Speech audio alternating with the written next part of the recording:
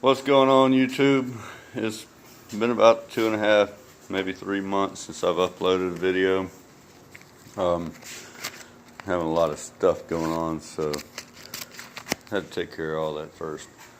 Anyways, I got a shop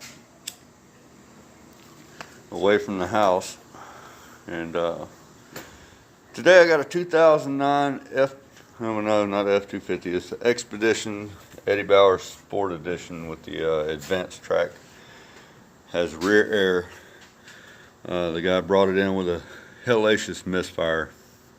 Well, on these it's a 3-valve Triton, and it takes 2 different types of coil boots.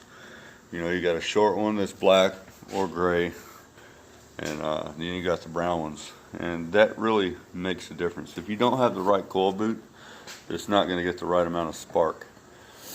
And so far I checked in 3 of his coils. 2 of them were brand new. Actually, no, 1, 2, 3, 4. 4 of them were brand new. 1 had the right boot on it, and actually I need to pull that off and check it. But anyways, the brown boots, let me open this box up here. Hold on just a second. Let's see. Let me flip my camera. Give me just a second here. Open this box. Anyways, the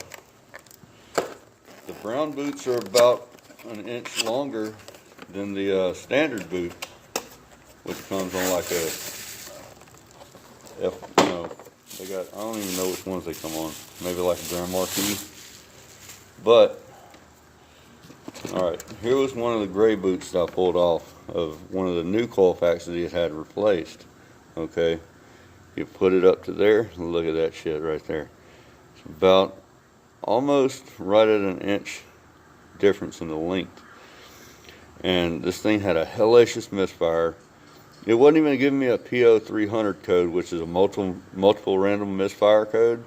It was giving me a PO 358 just for a number 8 coil misfire.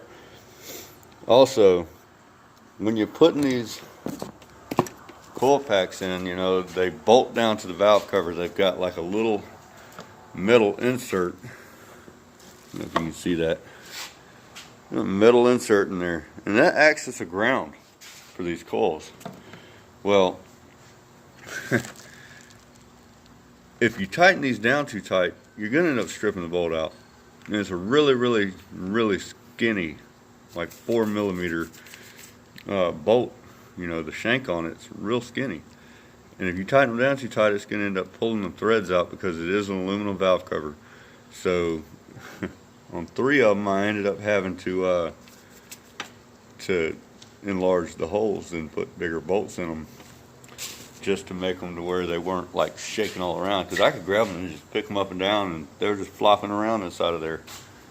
But let's get a look at this here vehicle I'm working on. Sorry, excuse the lighting. All my lights behind me, not above the car. But this is a nice little 2009 Expedition. Customer of mine, he's got a lot of projects he's wanting to do. He's got a Winnebago, it's like a 2011. It's on an E350 chassis. Probably end up doing some ball joints on it. He's got a Ford Windstar, I think, needs a fuel pump.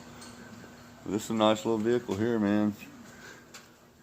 If I didn't have that damn tracks paying an arm and a leg on, I'd get to something like this and take care of my family. Yeah, Eddie Bauer Edition, advanced track RSC Sport. Just thank God it's not a flex fuel. That'd be a lot of crap with that. But yeah, man, I got I don't know, I posted on my Instagram page. I've got a motorcycle at the house. It's a 98 Kawasaki Vulcan 800 Classic. Nice ass bike. When I get home, I'll probably post another video. I just figured, you know, I was going to take a break from the YouTube. Not really getting anywhere right this minute because I don't have all the equipment to edit and, you know, put in a nice little intro and all that crap.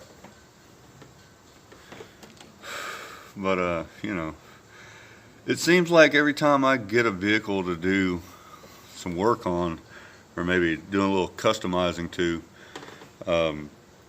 upgrades and all that crap. Seems like all these big YouTubers like Motion Auto and BS for Build and Cletus, they're all getting these same exact kind of cars, and I'm like, the fuck, this is a damn trend going on here, guys. What is this? Everybody competing to see who can do the best Grand Marquis? You know, I got a 99 Grand Marquis a guy gave me for doing some custom work on his Civic, which that's going to be in the next video also. I had to put some 2-inch wheel spacers on it because it had some crappy ass little stillies on it when I got it. And the guy that owned it, he spray painted all the hubcaps black. It's stupid. But and one of them was missing too, and the tire was like, it wasn't holding air. So I found some rims off a 2009 Mercury Milan, but it's got like a positive 45. What is it? Anyways, the offset is positive 45. When a Grand Marquis, you got to have between 0 to 25 offset, and so needless to say, I wasn't going to be able to bolt those up. So on Christmas Day, I went ahead. Well, I ordered them prior, like 3 days before Christmas. Put some 2-inch wheel spacers on it, the bolt-on deals, and I went and bought them 09 Mercury Milan wheels. They're stock wheels, but they look good, and they look good on the Grand Marquis. So I put them on there. So that's work that, you know, previously had done, but they look good. And I got a couple little plans for that Grand Marquis, and hopefully it'll turn out and end up being a nice little burnout car. But yeah, like I said, I haven't posted a video in about 3 months. Kind of took a little break. But if there's anything y'all want to see, anything you need to know, man, just comment in the section down below. Give me a thumbs up, like on the video. And if you got any questions or anything you want to ask, you know, just let me know, and I'll do my best to answer it for you. Anyways, you guys have a good day, and happy belated New Year. Hope everybody's doing good, and until next time.